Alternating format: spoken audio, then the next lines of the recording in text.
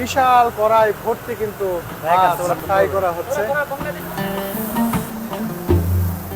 এই যে দেখুন, এটি আমাদের মাছটি। আরে বাবা, কি যে মজা হবে, আর দারুণ করে ফ্রাই করা হয়েছে। মাছটা যে এতই মজার, আর এর উপরের লেয়ারটা একেবারে কুড়মুড়ে, ভিতরটা সফট, আর টেস্টটা দুর্দান্ত।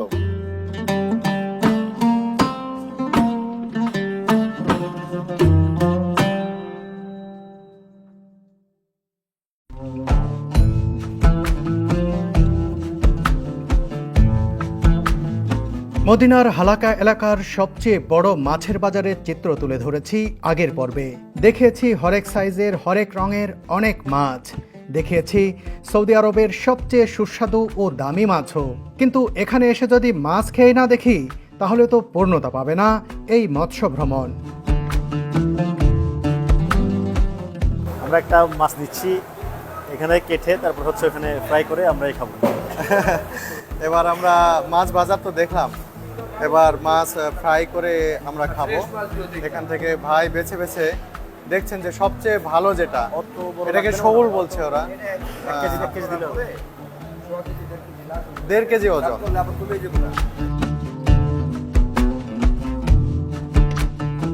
হ্যাঁ, ইয়া দেন, হাফ কেজি চিংড়ি দেন, ছোটটা, বেশি বড়টা না। ভাইজান কি বাংলাদেশি? এই যে এই মাছটি আমরা কিনলাম 1.5 কেজি ওজনের, শৌর বলা হচ্ছে। এটা আসলে এক ধরনের কোরালের যে বিভিন্ন ধরনের জাত রয়েছে, মনে করি এক ধরনের কোরালই আর কি। এই ভাইও বাংলাদেশি, দীর্ঘদিন ধরে সৌদি আরবে রয়েছেন, মদিনায় রয়েছেন। খুব সুন্দরভাবে আমাদের মাছটি পরিষ্কার করে দিচ্ছেন। দেখুন,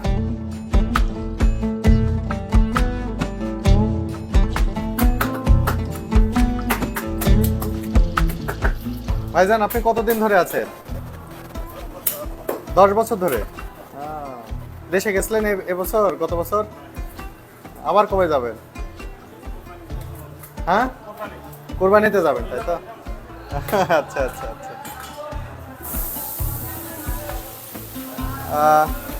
এই শোর অর্থাৎ এই যে মাছটা আমরা নিলাম, সেই মাছের পাশাপাশি এই যে আমরা চিংড়িও নিয়েছি। এই চিংড়িগুলো ফ্রাই করা হবে।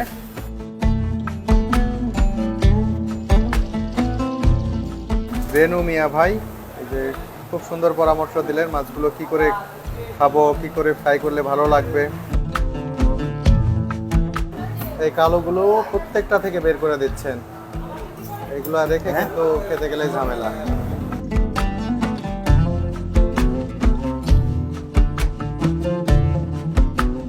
এই দোকানে দেখুন, বিশাল কড়াই ভর্তি কিন্তু ফ্রাই করা হচ্ছে। বাংলাদেশি মানে না? দেখুন এই যে বাংলাদেশি এক ভাই ফ্রাই করছেন। বললাম তো, এরকম অজস্র দোকানে এভাবে ফ্রাই করা হচ্ছে। আর দেখুন কি দারুণ দারুণ মাছগুলো, দেখতেই দারুণ লাগছে। এবার আমাদের কেনা কোরাল মাছটি ফ্রাই করা হবে। শেষ মুহূর্তে কিছুটা কাটাকাটির পর শুধুমাত্র লবণ ছিটিয়ে দিয়ে মাছটি ছেড়ে দেওয়া হলো গরম তেলে।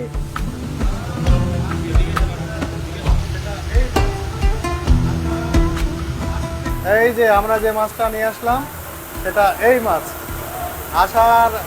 আস্তে আস্তেই তারা তেলের মধ্যে ছেড়ে দিয়েছে। এখানেও দেখুন অনেকগুলো মাছ ফ্রাই করা হচ্ছে একসাথে। এখানে মাছ বেচা কেনার একেবারে মহোৎসব। আর এরকম প্রত্যেকটি দোকানেই দেখবেন বড় বড় এরকম কড়াইয়ে একসাথে অনেক মাছ ফ্রাই করা হচ্ছে। আমাদেরটাও ফ্রাই হচ্ছে, কিছুক্ষণ পরেই খাবো। সত্যি মুখে জল চলে আসছে যে কখন খাবো। আর এত সুন্দর করে তারা ফ্রাই করেন এই মাছগুলো, দেখলে যে কারো খেতে ইচ্ছে করবে। আর এগুলো খুবই সুস্বাদু হয়ে থাকে।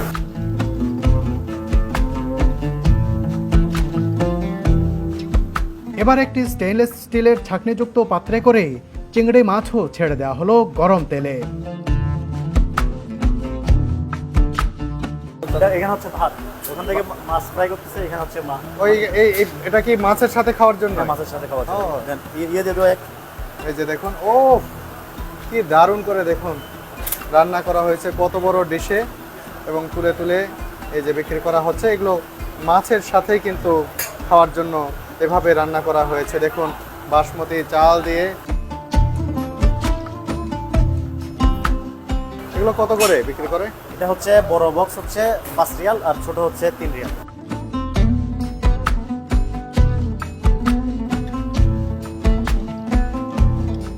কি দারুণভাবে ফ্রাই করা হচ্ছে মাছগুলো। প্রক্রিয়া খুবই সাধারণ, কিন্তু খাবারটা যে অসাধারণ হবে তা আন্দাজ করা কঠিন কিছু নয়। ভাজতে ভাজতে বাদামি রং ধারণ করার পর মাছগুলো কড়াই থেকে উঠিয়ে নেওয়া শুরু করলেন রাঁধুনি।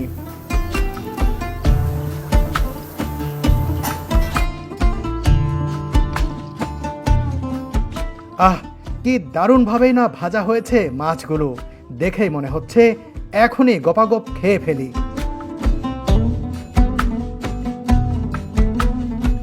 এবার ভাজা মাছের গায়ে বিশেষ এক মশলা ছিটিয়ে দেওয়া হলো।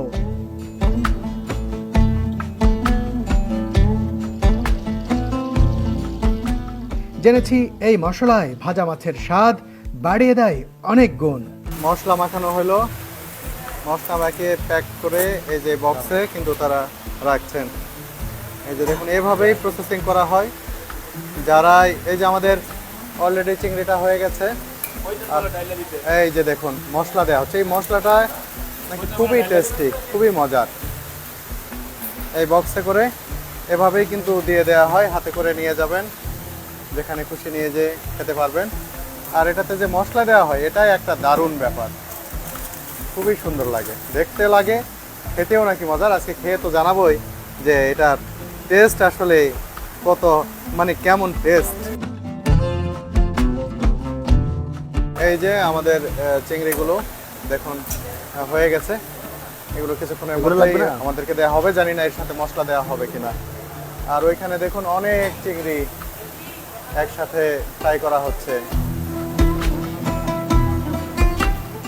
এবার শুধু কড়াইয়ে আমাদের মাছটাই আছে, সেটিও দেয়া হলো। এই যে দেখুন এটি আমাদের মাছটি।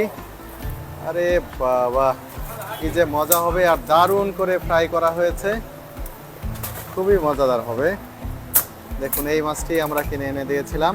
এটার দাম কিন্তু পড়েছে 35 রিয়াল। আর এটি ফ্রাই করার জন্য চার্জ দিতে হয়, কিন্তু ওই দোকানি আমাদের দেখে বলেছেন যে ঠিক আছে, বাংলাদেশি ভাই এসেছেন, আপনার কাছ থেকে কোনো ফ্রাই করার কোনো চার্জ নেওয়া হবে না।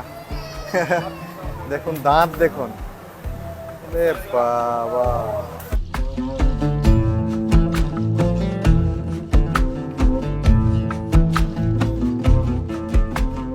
আমাদের মাছের গায়েও ছিটিয়ে দেওয়া হলো বিশেষ সেই মশলার গুঁড়া।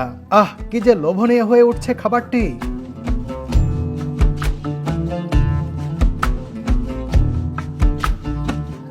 এটাতেও কিন্তু মশলা দেওয়া হয়েছে। এই যে দেখুন আমাদের মাছটা প্যাক করা হচ্ছে, বক্সে ওঠানো হলো।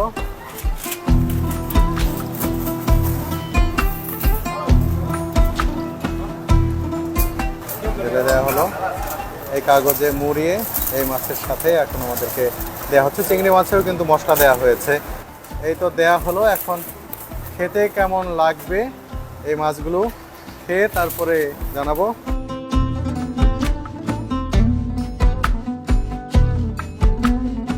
এবার মাছের প্যাকেটটি সুরভি হাতে নিল। আর দেরি নয়, কিছুক্ষণের মধ্যেই হবে মহাভোজ। এই যে মাছের বাজারের ভেতর দিয়ে আমরা পার হচ্ছি।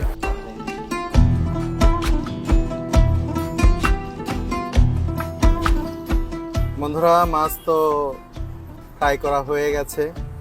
এখানে কিন্তু বসে খাওয়ার কোনো ব্যবস্থা নেই। মাছ কিনবেন, দেখবেন, ফ্রাই করবেন, নিয়ে চলে যাবেন।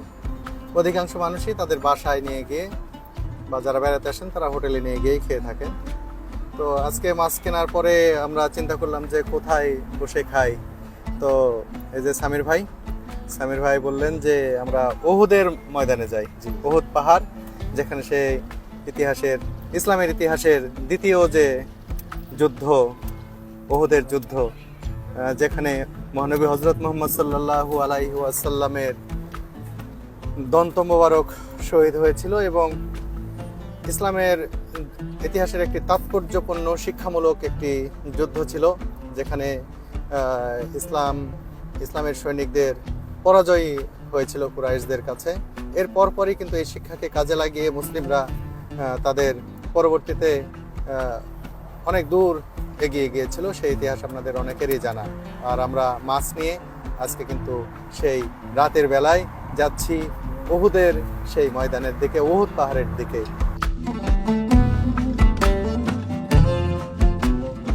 উহুদের যে ময়দান, এখানে রাতের বেলায় গিয়ে বসে খাওয়ার উপায় আছে, জায়গা আছে নাকি? এখনো গিয়ে দেখবেন অনেক জায়গায় লোকজন বসে আছে, ওখানে আমরাও যাই মাঝে মাঝে। আচ্ছা, আজকে আপনাকে নিয়ে যাচ্ছি। তাহলে তো ভালোই ভালো হলো। লাগে। একটা ঐতিহাসিক জায়গায় বসে আজকে আমরা এই মাছগুলো ট্রাই করব, আপনাদেরকে জানাবো যে আসলে কেমন টেস্ট। আর এই যে সুরভি, ও তো লোভ সামলাতে পারছে না যে কখন খাবো এরকম অবস্থার মধ্যে আছে, যদিও মুখে বলছে না।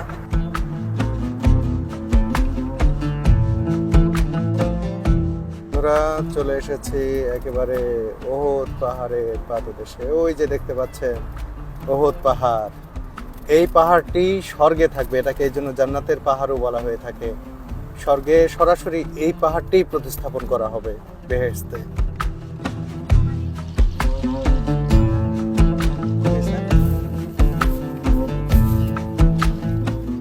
ওই যে পেছনে দেখা যায় উহুদ পাহাড়, এই উহুদ পাহাড়ের পাদদেশেই আমরা এখন খাবো। সুরভি ওই যে মাছ হাতে নিয়ে আছে।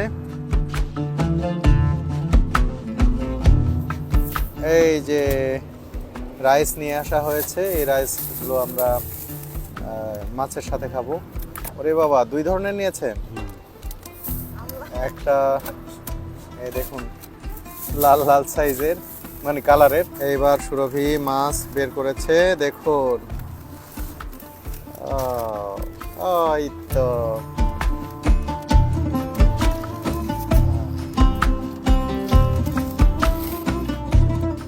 বন্ধুরা দেখুন, এই আমাদের রাতের খাবার।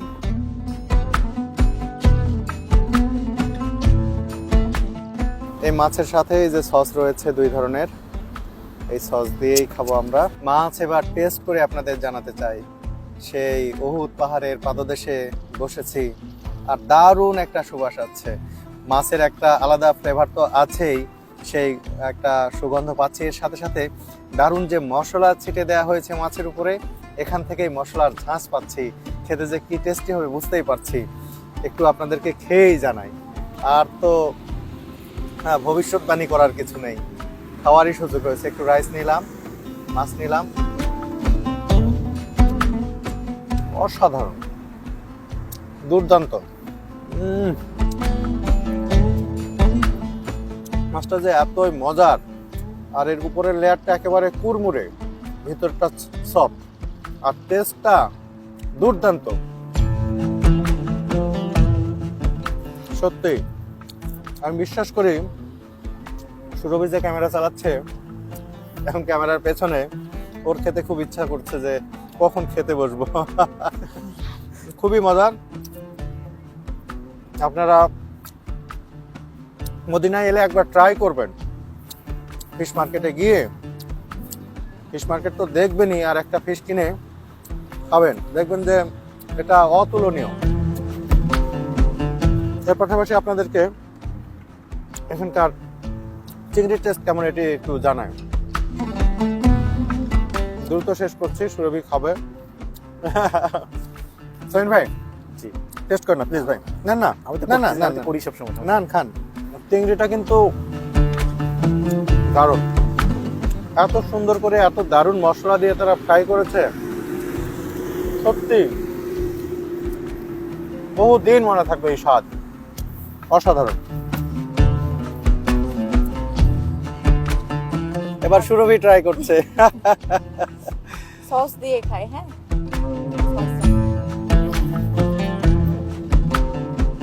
বেশ সফট মাছটা, আর এই সস দিয়ে খেতে আরো বেশি মজা লাগছে। এই সসে মনে হয় মরিচ আছে, সাথে একটু লেবু দেওয়া আছে।